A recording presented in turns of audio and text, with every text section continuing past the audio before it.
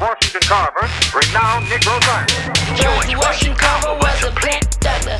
Did the crop rotation, cause the cotton picking like a cotton land. 300 uses for the peanut. We have Ernest C. Cooper, also known as Super Cooper, Sergeant Cooper. We have the rapper, the record producer, book writer, author, and he's in the building right now, coming from Weeksville, North Carolina. You know, he wrote plenty of books from Slave to Hip Hop, Real Life Heroes 1, 2, and 3, 1 and 2, and he also got a coloring book. You know, so right now, introducing Super Cooper. Super Cooper. Yo, man, so Super Cooper, I have a question for you. You know, I love your music. It's been positive. It's uplifting, positive messages about health, about historic figures, and in the African American culture.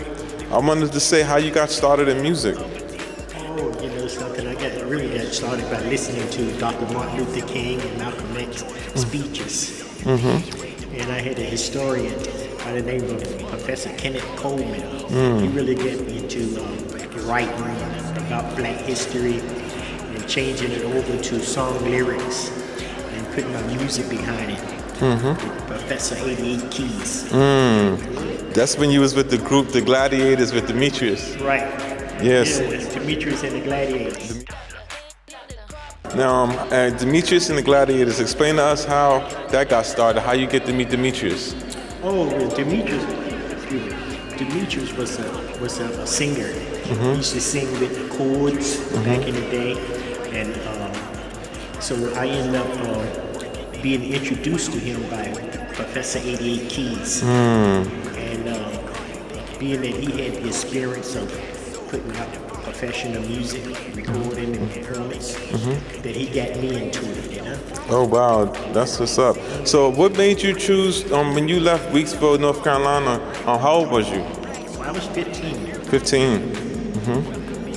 15 years old. And explain Weeksville, and you grew up on a farm, you know, so explain that to us. To be truthful, I grew up like a semi-slave because we used to work in the same fields that my great-grandparents worked in when they were slaves, in the same farms. So like, by me working on the farm and everything, I picked up a lot of culture. But then when I came to New York, I got in and started going to school. That's when I really got into Black history, hip-hop.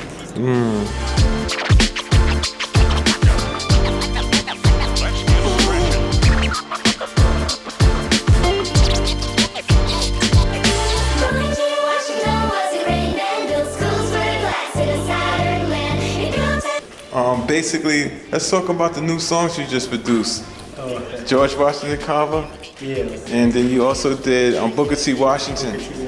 What inspires you to create them two songs right there? Well, I'm always creating new songs, and I'm trying to see as many Black leaders that I can get. There's not too many people talk about Booker T. Washington and George Washington Carver. What you feel is so special about them two individuals? They was great. Like Booker T. Washington. Doing it back in the day when the schools, when blacks was being discriminated against, and they built schools for the whites, but they didn't build schools for the blacks. Booker T. Washington organized a way to be able to do schools, make schools for Black children in the South. And what he did, he ended up on working with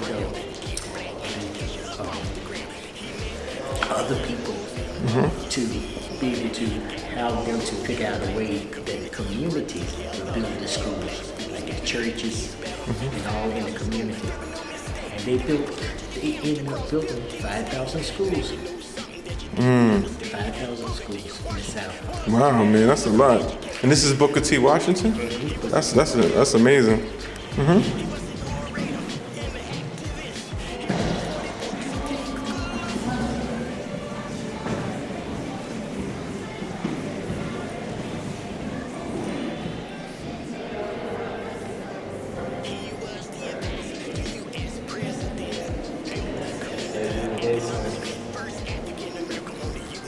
right at them days. Did Weeksville, South Carolina, can you relate with some of these pictures right here? The hardships and stuff like that? Yes, being that this is South Africa. How they went through like some hard times. I can remember, I can relate to a lot of these pictures because it put me in mind of how when I grew up down in Weeksville, North Carolina. Weeksville, North Carolina, yeah. Definitely. South Africa, the North Weeksville, Carolina, North Carolina, Weeksville.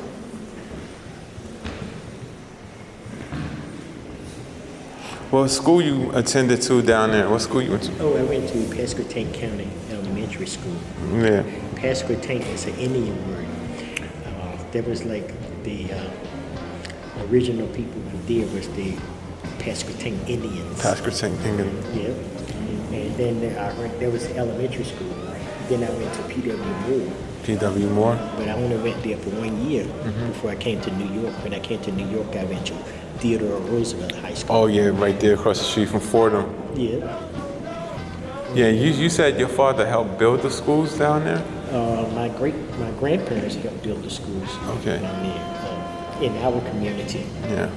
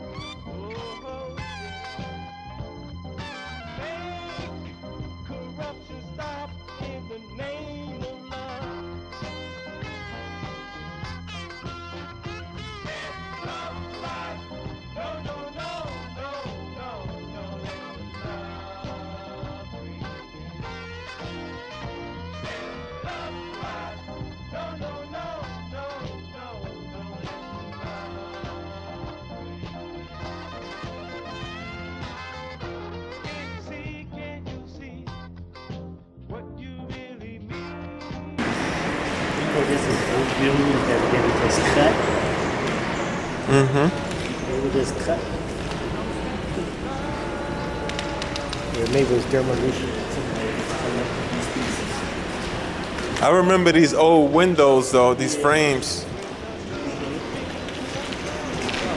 Your first book was Real Heroes or was My first book was Real Life Superheroes. Real Life Superheroes. All right, and how you came up with that title and what inspired you to do that book? Well, what inspired me is because I used to write songs. I did songs about Dr. Martin Luther King, Malcolm X, Hannibal, Shaka Zulu. And I used to write the lyrics. And when I was writing the lyrics, I used to collect pictures around the lyrics and add them all on the sheet. Yeah. So that's what happened. I ended up getting creative by writing the lyrics, learning the songs, and doing the music, and doing the lyric sheet. Yeah. So that's how I got into it. Good. And one thing I like to say about the Real Life Superheroes is the illustration. The pictures is amazing, man. How you came about creating them pictures? Well, you know something, I use fiber. Okay. I have the idea of the picture, for example, Malcolm X. I would find a nice picture of Malcolm X, and I would have the artist, freelance artist, to redo the picture the way that I like it to be done to match off. Yeah. So then he ended up, because I paid him for it, he ended up giving me the copyrights, and I was able to copyright it in my name. Yep. Yeah, that's good. Go ahead. When I first tried to get it copyrighted, they asked me if I was the original artist. So I told them no. I told them the truth that I wasn't. I used to freelance. They said, oh, well, I cannot copyright it because I'm not the original artist.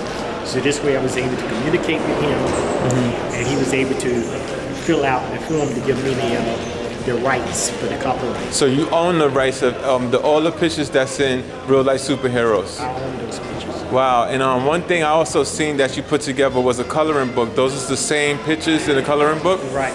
I used the freelance artist Yeah. to change it over, take out all the color and everything out. Yeah. And he was able to do it in the same pictures without the color. Yeah. So And where people can find your books from real life superheroes in the coloring book?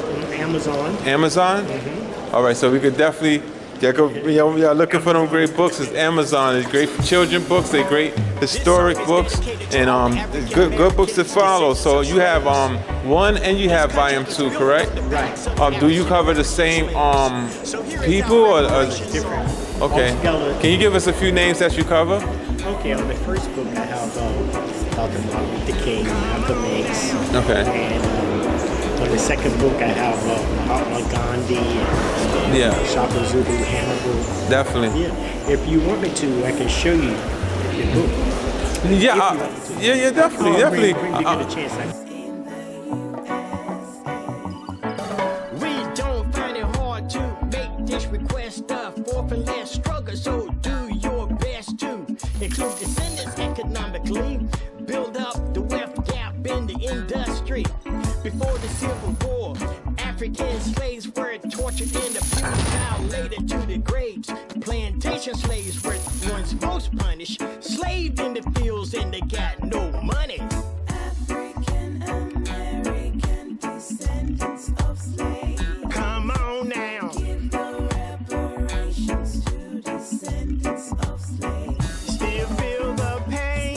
Feel the pain and we suffer every day. Descendants of slaves in the USA. After Civil War, slave for free, then Man, I think you're such an amazing individual, from just composing music, creating music, producing music, to creating your own clothing line, to basically writing books and just spreading a positive message. And what would you like to say to new artists coming into the game? What would be your advice to any artist or anyone trying to get into the game of music or trying to be a book writer, anything of the arts? What would be your advice? Well, you know something? If you take a quarter, right, and you put a piece of paper on top of the quarter, and you keep going over from side to side when you come to the quarter, you know you'll make the imprint of Wow. the quarter on the paper. So it's the same thing with learning music, lyrics, memorizing it. You have to keep going over and over until like you can just do it in your sleep. Wow, that's what's up. And so if you have something, it's good to work on something that means something, positive things, because it'll be around forever. Yeah? You stick to like the current events and everything like that, it comes and goes as the time goes, you know? So you say basically be true to yourself and practice your craft and master it. Right.